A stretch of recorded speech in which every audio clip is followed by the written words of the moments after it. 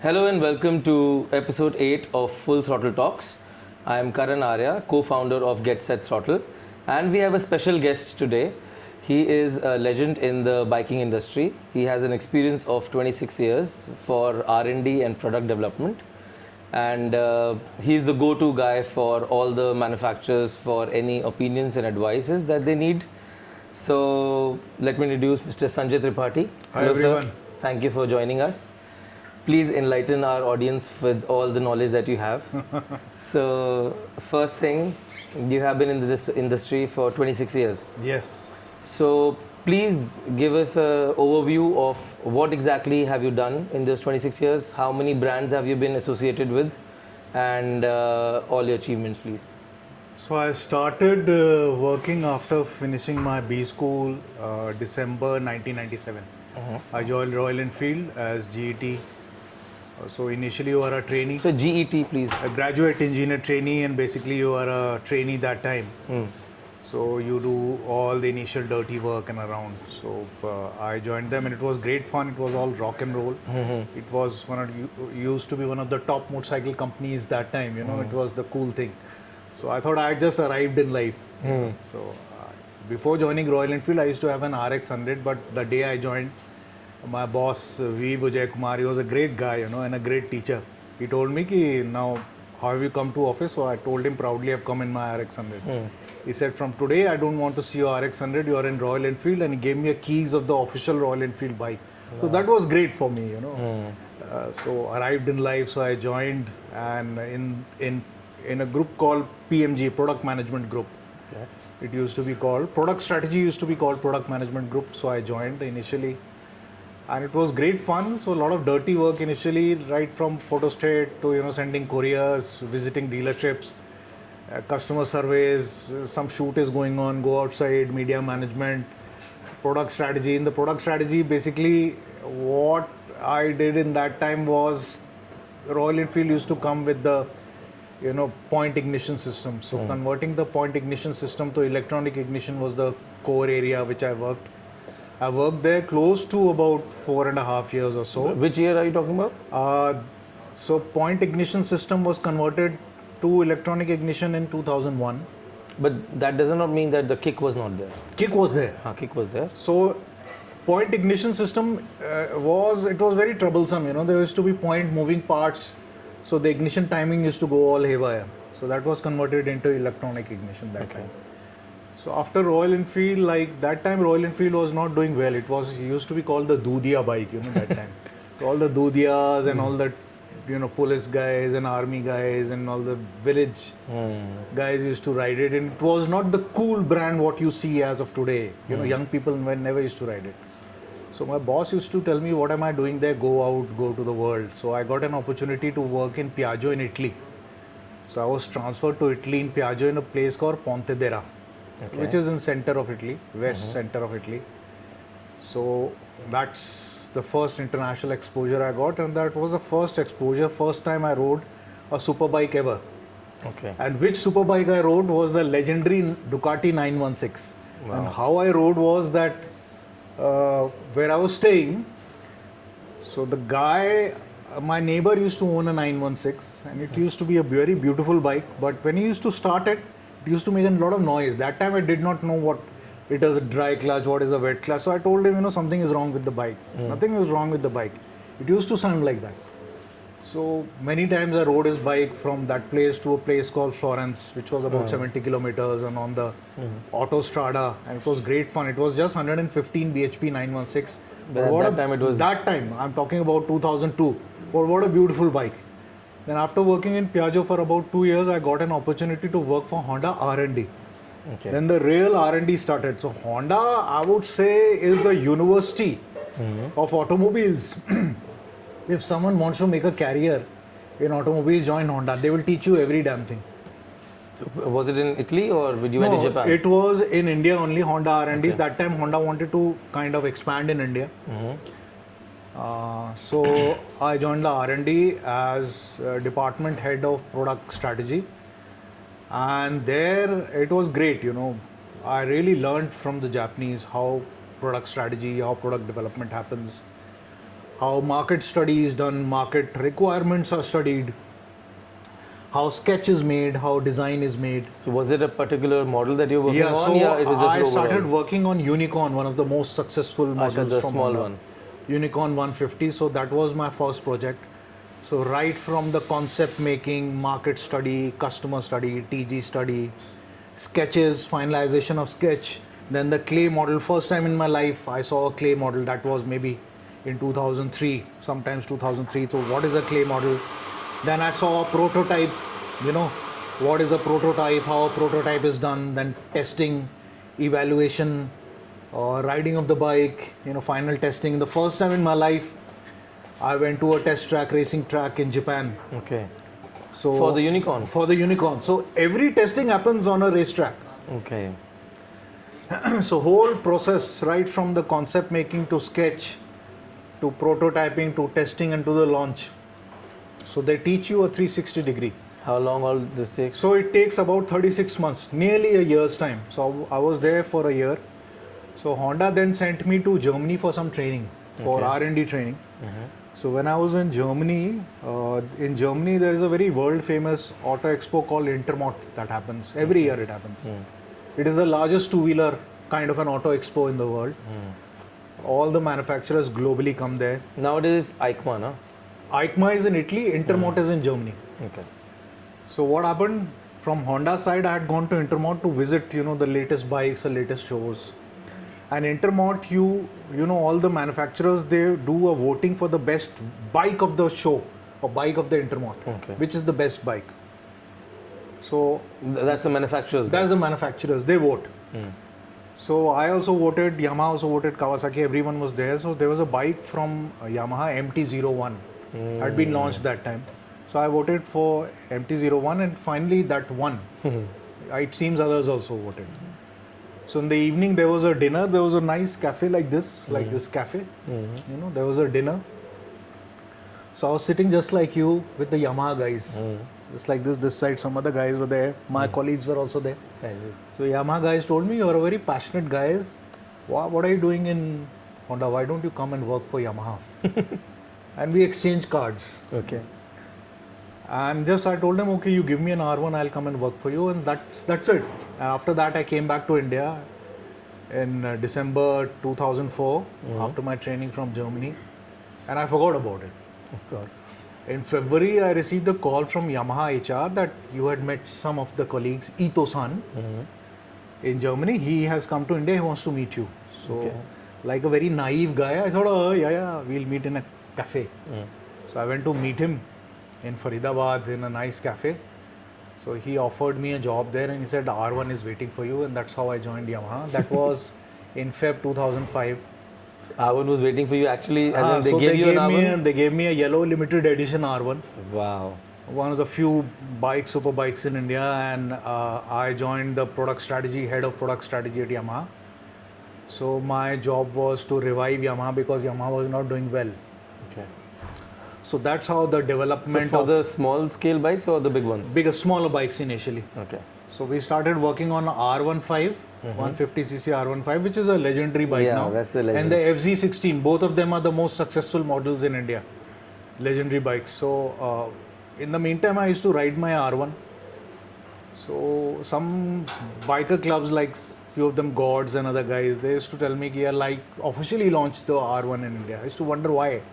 There are no need there, there is no, roads are not there, culture is not there, but they kind of forced me. So after a lot of deliberations with my bosses, a lot of market survey, training of the dealership, we were able to launch the R1. It took me around 10 months to convince my boss, to convince the headquarters in Japan to launch the R1 in India. So I launched the R1 in December 2007 in Bangalore, and rest is history. The first official superbike was launched way back in December 2007, and after that But Yamaha exited very soon, no? Yeah, so then kind of other bikes also came in, whether it was Ducati or Kawasaki, Suzuki, Harley, Triumph, everyone came in.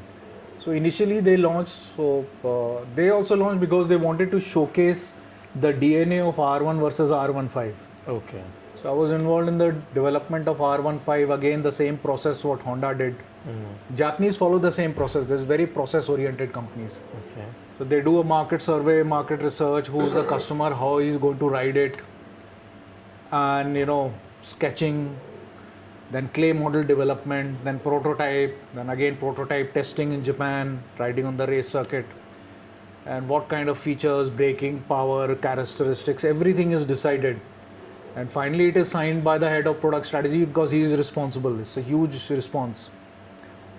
And then the bike was again launched sometime in 2006 and 2007 end, again with R1, and to showcase the DNA with R1.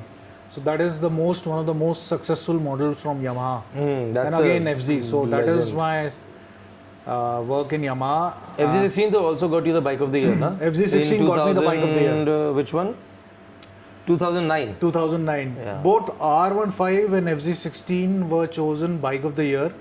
R15 won the IMOT, Indian Motorcycle of the Year award by the various media houses that time, 2009. And FZ16 was the bike of the year, again by media, Overdrive, Autocar.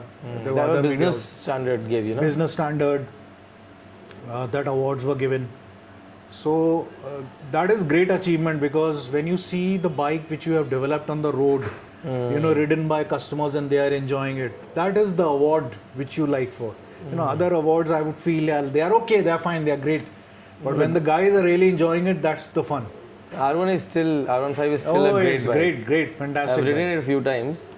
It's a fantastic bike. It's like bike. a small R1, it's fantastic. So from there, then I went and joined Harley-Davidson. I worked in Harley-Davidson in marketing for 3 years. Okay. It was fun. It's a different ball game altogether, a different kind of bikes, different attitude, different... Again, after working for 3 years, Royal Enfield again called me back that you come and work for which Royal model? Enfield. So again, in product strategy, R&D, product planning, product strategy. So I joined Royal Enfield again sorry, during your time in Harley, 3 years, what did you do? So in Harley, I was head of marketing in Harley. Okay. So my job was basically promoting the Harley-Davidson brand in India. Not a brand, not a model, just Not the full just model. the brand, and the models were imported into India from US. So we used to import the models into India from US and sell it in the market and create the dealerships and all. The models were not manufactured here. They were imported and kind of distributed. And our job was basically marketing, brand development, distributions, after sales service, spare parts and all that. So it was great fun, different kind of a job, but it was fun, different kind of a bike, different kind of a customer. So I was not there for too long, I was there for about 3 years. Then Royal Enfield called me again that you come back again and in product strategy.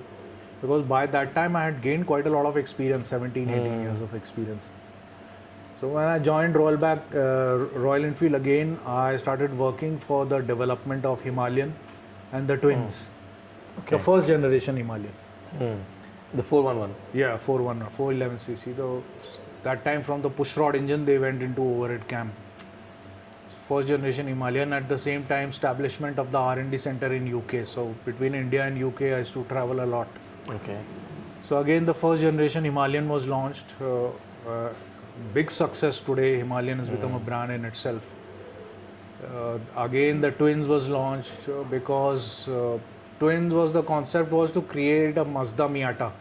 Mazda Miata is one of the most successful small sports car, very cheap, lightweight and fun to drive, not very expensive but great fun. So the concept was the twin should be the Mazda Miata of two-wheelers, not very expensive, great fun to ride, enough power, but not lightweight. Yeah. So that is what we did. Easy for Royal Enfield because Royal Enfield already had an heritage of twin motorcycles. Yeah, they had almost 100 years. Almost 100 years. Yeah. So we got into the Cafe Racer, we got into the Interceptor, we got into the GT and the Cafe Racer. The bikes were launched in UK, development happened. It was great fun at Ace Cafe. I launched the bike. The swinging 60s, Ace Cafe culture, all that was brought into India. That's how it happened in Royal Enfield. Royal Enfield 650 is a big hit in UK It's a as big well. bike. So globally, Royal Enfield 650 is a huge hit because for the first time, an Indian manufacturer, Indian company was making a 650cc parallel twin, and it went globally, and even Himalayan went globally, and both the motorcycles are today are huge hits. Not only commercially, but from the brand point of view and from made in India also point of view. And the quality speaks itself. Yeah. And people looking for a cheaper alternative for Triumph Exactly. two cylinders, they have this GT650. Exactly. So the concept of GT650 was in the 1960s there was the ton up. So it has to do ton, 100 miles per hour. Okay. So the max speed target given to us was it should touch 100 miles per hour. That is 160 kilometers per hour. So we did that 47 horsepower to make sure that it touched 100 miles per hour. 100 miles is not It that. is more than enough speed, but the best thing is that 80 kilometers per hour, 70 kilometers per hour It just is sits- great fun how to ride yeah. it. It's a great touring bike. Is it comparatively the same price as in India, in UK? No, so in UK, see, in India is about 3.5, Yeah. about 3,80,000 or something like that. In UK is close to 5.5 lakh rupees. Oh. Because you have to understand the bikes are made in Chennai in India, then they are transported to UK, then the cost is incorporated, and the positioning wise, but still in UK it is much cheaper than the Triumph big bikes. So it's a huge success. In India, it's less than half, but Yes. there may be 4 lakh rupees difference. So that's how. Then after working for Royal Enfield in 3 years plus, then kind of Hero called me. By then, they had acquired Harley. Yeah, the Harley was acquired later, but that time they had just separated from Honda. Okay. They had no product strategy department. So they called me for product strategy. They were recruiting new people, a lot of experienced people. They were recruiting a lot of expats. So my boss was a German guy from BMW who had also come to India. So I worked in Hero for about 8 years. That was a huge stint, and did the development of X-Pulse 200. Okay. So that was fun, X-Pulse 200. But again, my thing is working for an MNC like Honda, Yamaha, and working for Indian companies like 180 degrees. Its mindset is different. The way of working is different. The processes are different. Japanese companies are very process oriented. So you can see in their products. Okay. I'm talking not only about motorcycles. See in any Japanese products. Whether cameras, fridges, white goods, motorcycles, cars, the way they develop the process and the way Indian manufacturers, it's a different philosophy, different thought process. India में जुगाड़ ज़्यादा जल्दी आता है. थोड़ा जुगाड़ चलता है, but I would say Indians are smarter. हाँ, because see, they want to finish the problem at hand. Indians are smarter. उनको धंधा करना better आता है. Indians are smarter, but learning, if someone wants to go in an automobile industry, wants to learn how to develop a product, Japanese are the best. They are like the Oxfords and the Harvards of the automotive world. With this, what does a person need to do as in qualification to get into the industry, and what have you done before joining? So, of course, nowadays engineering and B school is a must. Okay. Because in whichever area you go in automotive industry, you are a salesperson. Whether you are a product manager, whether you are in sales, whether you are in service, to a customer you are a sales guy. So like automobile engineering? So not necessarily, it can be any kind of an engineering, mechanical engineering, electronic engineering, B school. Join a company, like I wanted to go to the product side, so I joined product strategy area. You can join sales. In sales and marketing, you don't have to be an engineer, but a B school is a necessity. My suggestion is, the most important thing is have the fire and the passion inside you. Because I say you become a biker at the age of 10. Yeah, you were just When you telling us. start putting these posters in your room at the age of 10, so from the age of 10, from the posters in your room to the bike in the garage may take 10 years. But you become a biker at that age. Others are pseudos, wannabes. That has been my journey and career journey, 26 years plus. And Still I feel going. like, still going. I just feel like, यार अभी तो start किया था. अभी तो वो मैं point ignition system ठीक कर रहा था. पॉइंट इग्निशन में पानी या मॉइस्चर चला जाता था, तो bike used to stop. It was a big problem, so I still remember each and everything. Testing the bikes at the circuit, learning from my bosses, especially Yamaha engineers were outstanding. Also in my stint in Piaggio was great, learning how to ride a superbike. slowly, and that also 916. Although I've not worked in Ducati, but I have got a great affinity. I still own a Ducati Scrambler. I like that feel, that character. It has Ducati bikes talk to you, you know. Yeah, you always say Italian horses are Italian powerful. horses are more powerful. You know, I don't have any data to give it to you, but Italian horses I feel are powerful than other horses which are available in the market. So Italian 75 bhp bike may be faster than a 100 bhp Japanese bike or other bikes. That's my feeling is there. You know, so I don't have any data, but they are powerful. Let's talk about the biking culture, Yeah. how it has developed in the last 25-30 years to now what we see on the roads. See, earlier biking culture, as I told you, people who used to really like bikes, they used to buy bikes and they used to customize bikes. At those times, the big ones were not available, na? So Royal Enfield was big, Java Yazdi was big, which has again come recently. Royal Enfield was big, Java Yazdi was big, RX100 was big, TVS Shogun or Suzuki Shogun was big that time, you know. Shogun and one more brand was there, na? Two-stroke engines. Samurai Shogun, RX100, RD350, Royal Enfield, these were the... RD350 was the big one. RD350, I would say, is the superbike of its era. Yeah. Although it's just 30 point something bhp in India, but 2-stroke 30 bhp means basically 60 45, horsepower, 60 horsepower of 4-stroke, about. And also because it was very light, 140 something kgs, to just blast. I still remember my first experience on it. My God, it's crazy. Amazing. Yeah. So people used to ride those bikes, and because the technology of that time, when you ride a bike, something will go wrong. So you knew how to kind of repair it and do minor repairs Yeah, you had yourself. small mechanics So everywhere. engagements with the bike was much more. So bike was of course used as a tool to show off, but not like today. Today is very different. That time I would say, you know, when you bought a bike, you kept it for a very long time. 4 years, 5 years, 6 years, maybe 10, 15 years. No big deal, and you maintained the bike and all that. Today is different. Today what I see is more of show-off culture. So suddenly you are at the age of 25, 27, you get money and you buy a bike. Then you don't become a biker like that.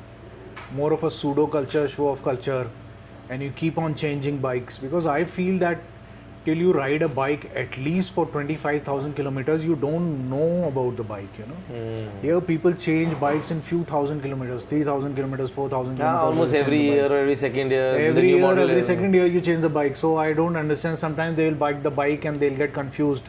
They sell in a few hundred kilometers. Few hundred kilometers. Also they buy the bike not because what they like or what they feel they want to drive, just because someone else has bought it. Or what other people will say about you. So, they yeah, took pictures exactly. of you. So and it's all more that. of a show-off culture.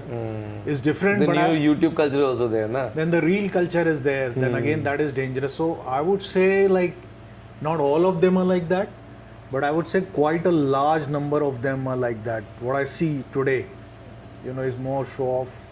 And that is why the police is everywhere. That's why. So after everyone. today the status at what happened in UK in the 1960s and the 70s, illegal racing, stunting, biking, and the police clamped down very hard. Again, the police is clamping down. So because this really happens, frankly, to tell you, people who buy big bikes, at least quite a large number of them, they do stunting and they do overspeeding and they don't ride properly.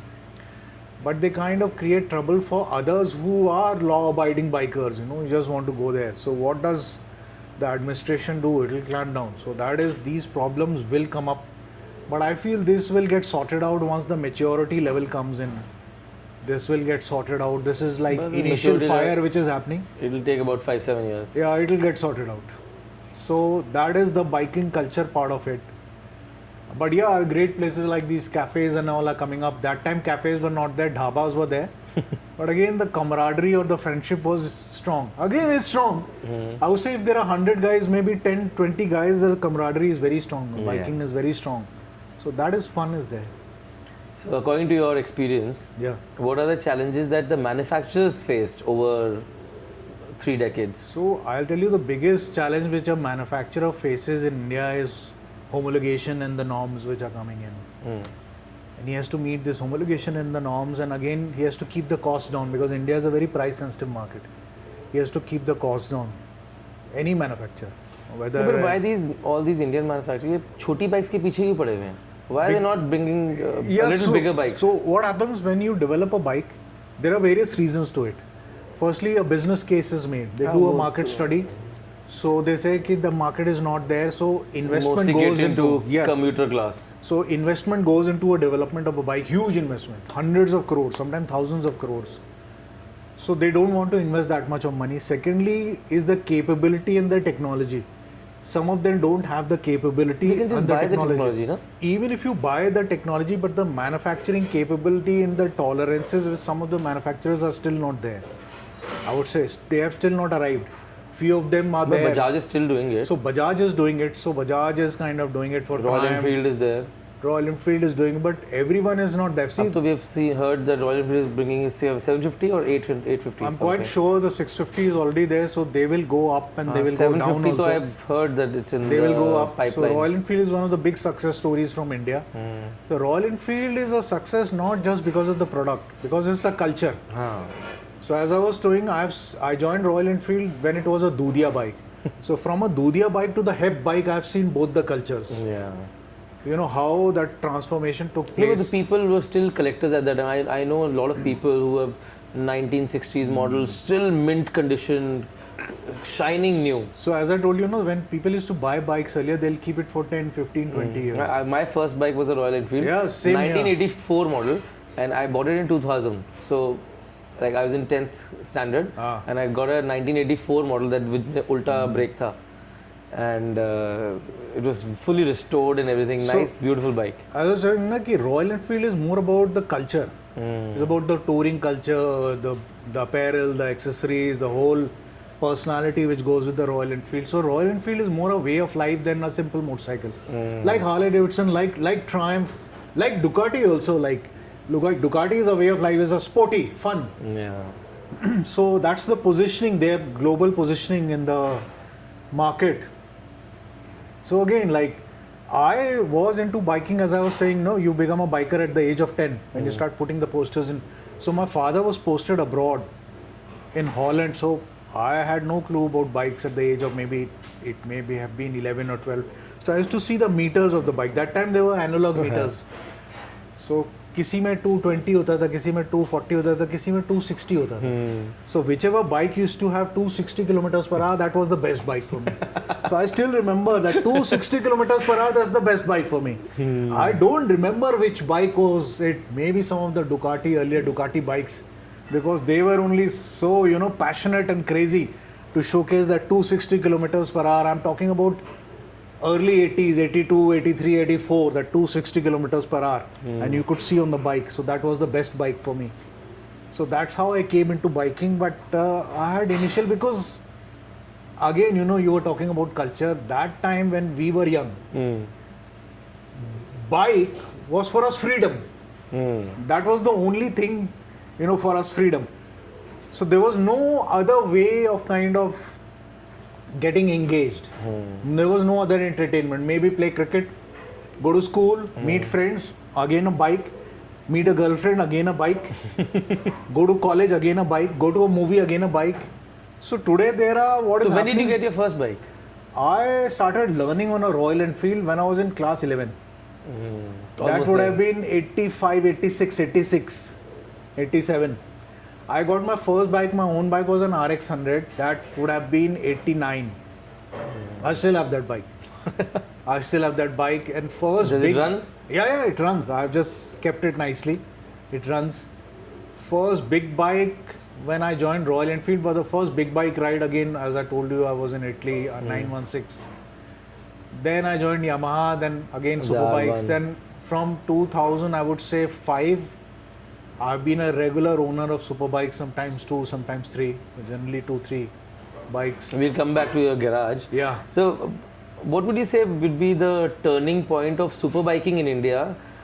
Because I think when you told me that you launched the R1, that was 2009? 2007. 2007. Yeah. Before that, there weren't any superbikes available, or they were just grey market? No, there were superbikes available, but they were legally also, because then you had to import it. You had to pay 110% duty, but there was no service and spare parts available. When did the showrooms started? After Yamaha established, then the other manufacturers like Suzuki, Honda. I still remember the first showroom was in Delhi, was near Ashram. Yeah, near Ashram. I used to go cross that Near and I Ashram. see the R1. Yamaha 1. It used to be called Yamaha 1. Yes. So then the other when Yamaha started selling the R1 and MT-01 through authorized service stations, authorized service points. MT-01 also came. Both the bikes were launched together. Oh. Then other manufacturers like Suzuki, Honda, Triumph, Harley, everyone came in. Suzuki was also not there. I think No, Suzuki bhi nahi John tha. Ibrahim was Dhoom by the time. Again, that 2004 would have was been that, na? that would have Import? been that would have been an import, direct import. Okay. ठीक है. So that's how it I think started. Hayabusa After also that. started a Hayabusa. culture. Again, that started after Yamaha came in. Legal to sell superbikes through the showrooms available like today. So maybe 2008 would you 2008, 9, 10 it really started. And I would say 12 it really started when Harley established big showrooms, Triumph established showrooms out here. say? Triumph also came in 2012. Triumph No, came Triumph in 2014. Please tell us anything else that all your anecdotes that you keep telling us on Sundays So yeah, it's about fun. your cliffhanger expeditions and other trips that you might So have yeah, had. Cliffhanger and Umlingla Pass, Cliffhanger, snow expeditions. When I was in Hero, I did it. Was that the part of R&D? So what happened after working for about 4.5 years in Hero's product strategy, then I shifted to Hero's marketing, but for premium motorcycles. Xpulse was a premium motorcycle for Hero because Hero Achha. generally makes smaller motorcycles. Okay.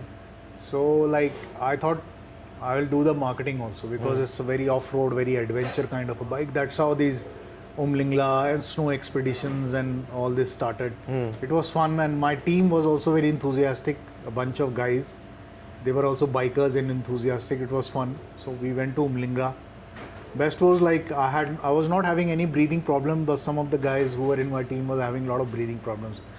So when you go towards Umlingla, when you start climbing, you Which have year to be was very this, sir? careful. It was in 22. 22. So you have to be very careful because suddenly the oxygen level goes down. Yeah. The oxygen level is just about 30% of what you require. So if you fall off your bike very slowly also, it will be very difficult for you to get up and ride the I've bike been again. there. You can't even tie your shoelaces. Is tough. I know. So it's quite tough. So you have to take care and all that stuff. But it was fun. We did snow expeditions minus 26 degrees centigrade. With all the chains and all we put on the bike. Great fun. Umlingla snow, Bhutan. Then Cliffhanger expedition, the most dangerous road in the world. So our image was to establish Xpulse as an adventure. It can take over these Off-road roads. bike. Yeah. So Basically taking head on the Royal Enfield. I would say Because Royal at that time, Enfield is more of a touring. Because earlier, before all these bikes came, every person going to North Yeah. India used to go on a Royal Enfield. So Ladakh is kind of, anyone wants to travel to Ladakh, he will take a Royal Enfield. So I think Royal Enfield is a great bike for that. I still feel Royal Enfield is a great That's why bike. they launched the Himalayan. Yeah, that's why they launched the Himalayan. But Xpulse is more about real adventure, means where there are no roads. Yeah, trail riding basically. Trail, jumping around. So I would say Xpulse is better because it's lighter. Was it because of your association with Dakar, Hero's team? No, Dakar came in later. Achha, Dakar. Dakar came in later. 22 you're saying, na? So Dakar to happened much before that. Dakar Hero came in, started in but- 2020 maybe. So Hero started in 2020, but the connection between Dakar and Xpulse happened that time.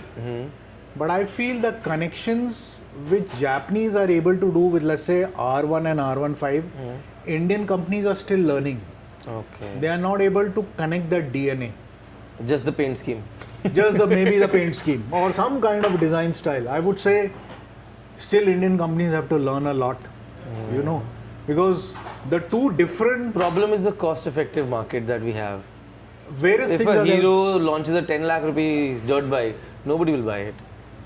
You're right. That is one of the reasons.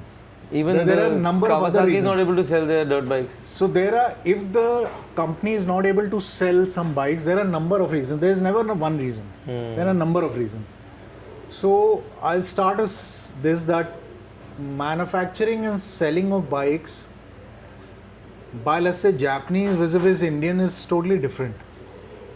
In a Japanese company where I was doing product strategy, you are made responsible. You are responsible for that. You do market survey, market research. You develop the bike. The company will trust you. In case of Indian manufacturers, my experience has been right from the chairman to the chaprasi, everyone will interfere in your work. Because it's very easy to comment about a bike which is being developed, about design style, without any kind of what I feel is taking responsibility towards that. So that's a different work philosophies of Indian versus the Japanese, I feel. But yes, Indian motorcycles are successful also, so are Japanese globally. Big manufacturers like, I feel like Bajaj, Royal Enfield, TVS, Honda are doing well in India. Hero is also doing well.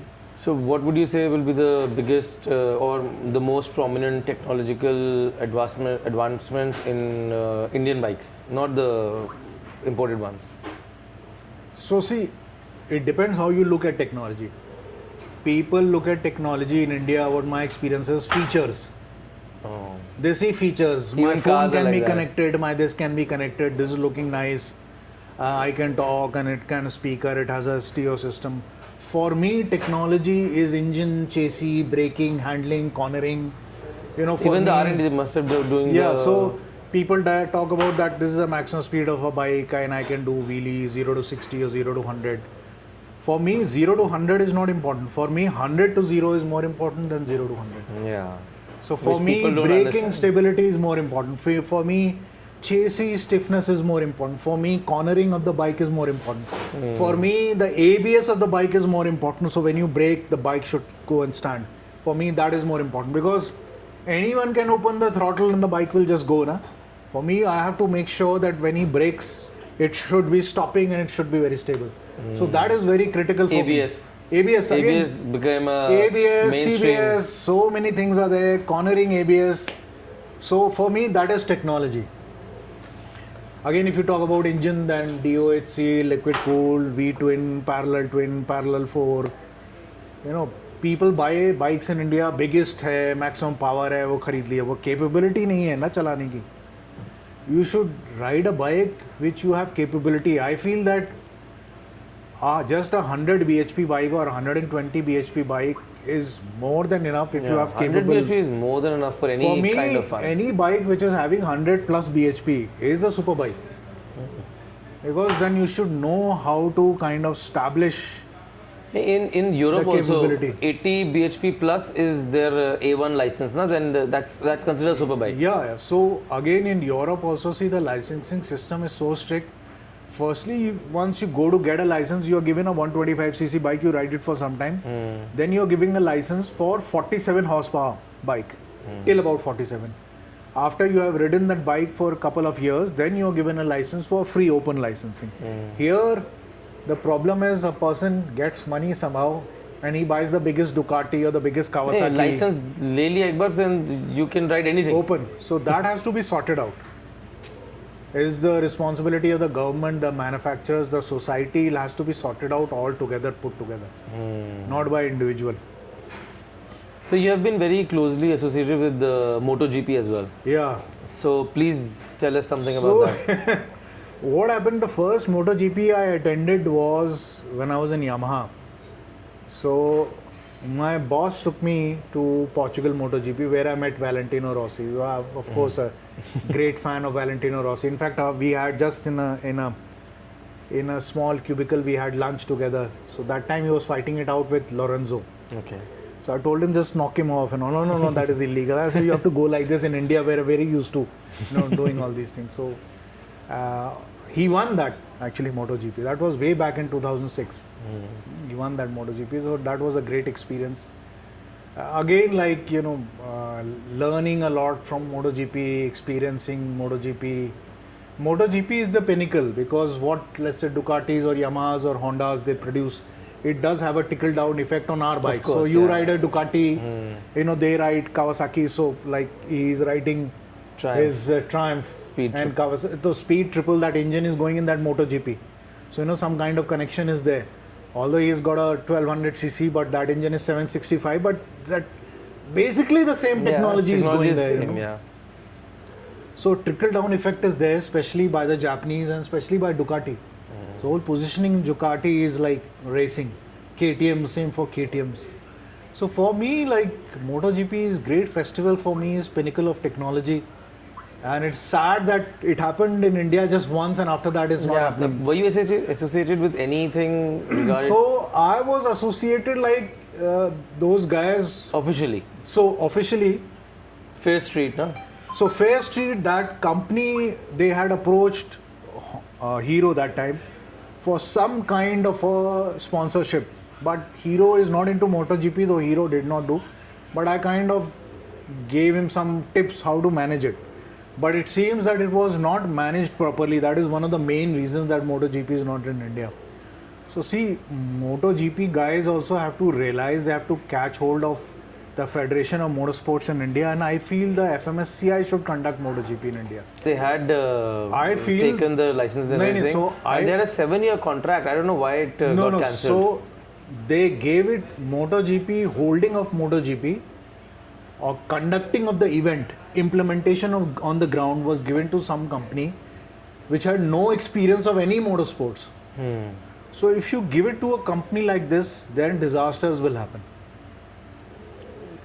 Give it to a company who has got experience, give it to the people who know how to do it, because conducting a motorsports event is a totally different In ball India, game. I don't think so. Anybody has an experience in MotoGP. They can run cars, they can I do feel that F1, everything. If a but MotoGP or Formula 1 is coming into India, I think Federation of Motorsports Club of India. India FMSCI should be the lead taker, and under their guidance they can have number of companies who will implement it on ground. They can bring FI and train everybody. They should happen, and it's so sad that India is the largest two-wheeler market in the world. We are the third largest four-wheeler market in the world and growing, and we don't have Formula 1 and MotoGP in India.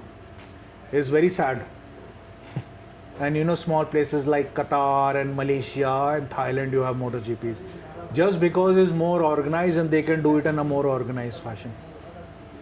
Chalo, on that note, let's just take a small coffee break Yeah. and come back. Done. It has been great fun.